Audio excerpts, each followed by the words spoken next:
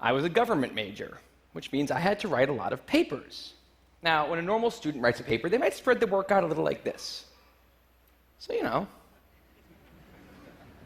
you get started maybe a little slowly, but you get enough done in the first week that with some heavier days later on, everything gets done and things stay civil. And I would want to do that like that. That would be the plan. I would have it all ready to go, but then actually the paper would come along, and then I would kind of do this. And that would happen every single paper.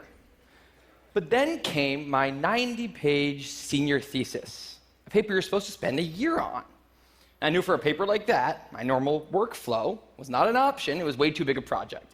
So I planned things out, and I decided it kind of had to go something like this. This is how the year would go. So I'd start off light, and I'd bump it up in the middle months. And then at the end, I would kick it up into high gear. It's just like a little staircase. How hard could it be? Just walk up the stairs. No big deal, right? But then, funniest thing happened. Those first few months, they came and went, and I couldn't quite do stuff. So we had an awesome new revised plan. But then those middle months actually went by, and I didn't really write words. And so we were here. And then 2 months turned into 1 month, which turned into 2 weeks. And one day I woke up with 3 days until the deadline, still not having written a word. And so I did the only thing I could. I wrote 90 pages over 72 hours, pulling not 1 but 2 all-nighters. Humans are not supposed to pull 2 all-nighters. Sprinted across campus, dove in slow motion, and got it in just at the deadline. I thought that was the end of everything. But a week later, I get a call. And it's the school. And they say, "Is this Tim Urban?" And I say, "Yeah." And they say, "We need to talk about your thesis." And I say, "Okay." And they say, "It's the best one we've ever seen."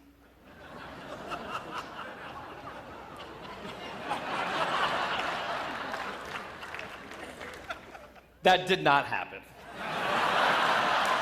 It was a very, very bad thesis. I just wanted to enjoy that one moment when all of you thought, "This guy is amazing." No, it was very, very bad. Anyway, today I'm a writer, blogger guy. I write the blog Wait, But Why? And a couple of years ago, I decided to write about procrastination. My behaviors always perplexed the non-procrastinators around me, and I wanted to explain to the non-procrastinators of the world what goes on in the heads of procrastinators and why we are the way we are. Now, I had a hypothesis that the brains of procrastinators were actually different than the brains of other people. And to test this, I found an MRI lab that actually let me scan both my brain and the brain of a proven non-procrastinator, so I could compare them, and I actually brought them here to show you today, and I want you to take a look carefully to see if you can notice a difference. And I know that if you're not a trained brain expert, it's not that obvious, but just take a look, okay? So here's the brain of a non-procrastinator. Now, here's my brain.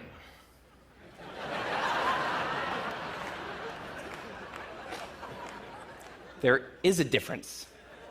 Both brains have a rational decision maker in them, but the procrastinator's brain also has an instant gratification monkey. Now, what does this mean for the procrastinator? Well, it means everything's fine until this happens. So the rational decision maker will make the rational decision to do something productive, but the monkey doesn't like that plan. So he actually takes the wheel and he says, "Actually, let's read the entire Wikipedia page of the Nancy Kerrigan-Tanya Harding scandal because I just remembered that happened." Then we're going to go over to the fridge. We're going to see if there's anything new in there since 10 minutes ago.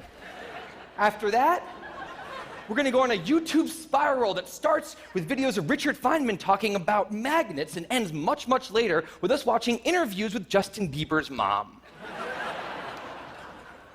All of that's going to take a while, so we're not going to really have room on the schedule for any work today. Sorry. Now, what is going on here? The instant gratification monkey does not seem like a guy you want behind the wheel. He lives entirely in the present moment. He has no memory of the past, no knowledge of the future, and he only cares about 2 things: easy and fun. Now, in the animal world, that works fine. If you're a dog and you spend your whole life doing nothing other than easy and fun things, you're a huge success. And to the monkey, humans are just another animal species. He has to keep well slept, well fed, and propagating into the next generation, which in tribal times might have worked okay. But if you haven't noticed, now we're not in tribal times. We're in an advanced civilization, and the monkey does not know what that is, which is why we have another guy in our brain, the rational decision maker, who gives us the ability to do things no other animal can do. We can visualize the future. We can see the big picture. We can make long-term plans. And he wants to take all of that into account. And he wants to just have us do whatever makes sense to be doing right now. Now, sometimes it makes sense to be doing things that are easy and fun, like when you're having dinner or going to bed or enjoying well-earned leisure time. That's why there's an overlap. Sometimes they agree. But other times, it makes much more sense to be doing things that are harder and less pleasant for the sake of the big picture, and that's when we have a conflict. And for the procrastinator, that conflict tends to end a certain way every time, leaving him spending a lot of time in this orange zone, an easy and fun place that's entirely out of the make sense circle. I call it the dark playground. Now, the dark playground is a place that all of you procrastinators out there know very well. It's where leisure activities happen at times when leisure activities are not supposed to be happening. The fun you have in the dark playground isn't actually fun because it's completely unearned, and the air is filled with guilt, dread, anxiety, self-hatred, all those good procrastinator feelings. And the question is, in this situation, with the monkey behind the wheel, how does the procrastinator ever get himself over here to this blue zone? A less pleasant place, but where really important things happen. Well, turns out that the procrastinator has a guardian angel, someone who's always looking down on him and watching over him in his darkest moments, someone called the panic monster.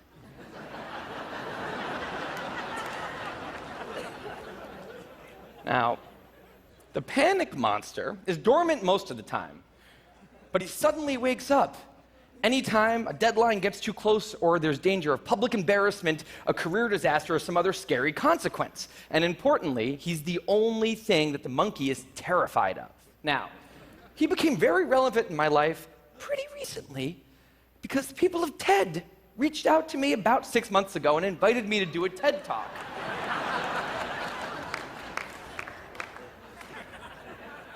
Now, of course, I said yes. It's always been a dream of mine to have done a TED Talk in the past.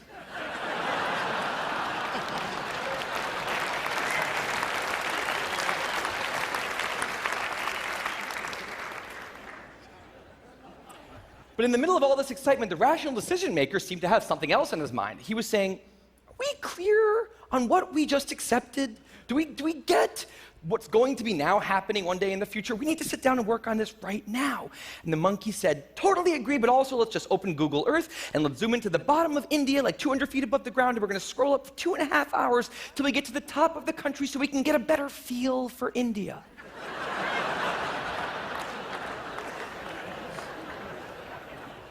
So that's what we did that day. As 6 months turned into 4, and then 2, and then 1, the people of TED decided to release the speakers. And I opened up the website, and there was my face staring right back at me, and guess who woke up? So the panic monster starts losing his mind, and a few seconds later, the whole system's in mayhem.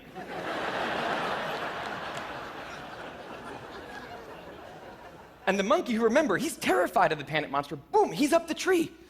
And finally, the rational decision maker can take the wheel and I can start working on the talk. Now, the panic monster explains all kinds of pretty insane procrastinated behavior, like how someone like me could spend 2 weeks unable to start the opening sentence of a paper and then miraculously find the unbelievable work ethic to stay up all night and write 8 pages.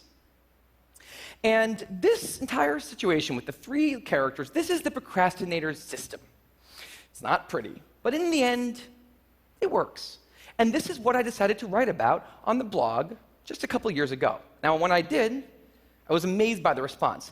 Literally thousands of emails came in from all different kinds of people, from all over the world, doing all different kinds of things. These were people who were nurses and bankers and painters and engineers and lots of PhD students.